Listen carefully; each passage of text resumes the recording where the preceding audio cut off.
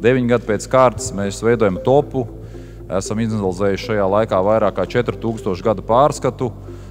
Daudz interesanta par apmēram 300–350 Latvijas uzņēmumiem šajā gadu griezumā redzējuši. Tā kā mums ir interesanta datubāze, ko mēs tagad labprāt arī dosim jums. Šo uzņēmumu esamību Baltijas topā tomēr izskaidrojam ar to, ka tie ir tādi uzņēmumi, kuriem ir ambīcijas, kuri skatās plašāk pāri savām nacionālām robežām un kuriem arī spēja modernajā, grūtajā pasaulē šos ambiciozos plānus realizēt. Mūsu tops tomēr, kā zināms, atskaites punkts analīzē tiek izmantots, un es uzskatu, tas ir tas galvenais arī mūsu mērķis, ko mēs esam zinām mērā panākuši un arī turpināsim strādāt. Mums būtu vairāk jālepojās ar mūsu nacionālajiem čempioniem.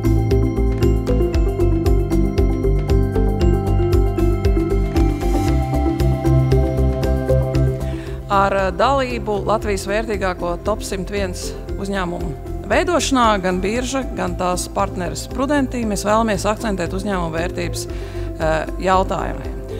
Un, manuprāt, tāds lielākais biznesa virsuzdevums patiesībā ir uzņēmuma vērtības audzēšana.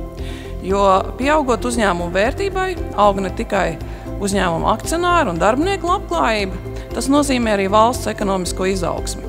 Šāda vērtēšana ir ļoti nozīmīga.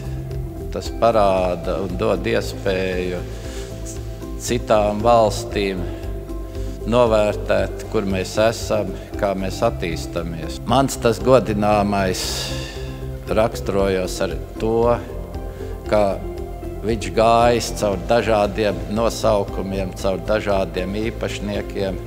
Man arī personīgi ir bijusi iespēja no šā uzņēmuma mācīties, konkurēt ar viņu. Tāpēc man ir tas gods pasludināt šo te Baltijas vērtīgāko uzņēmumu.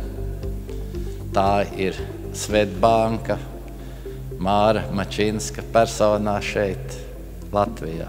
Apsveicu!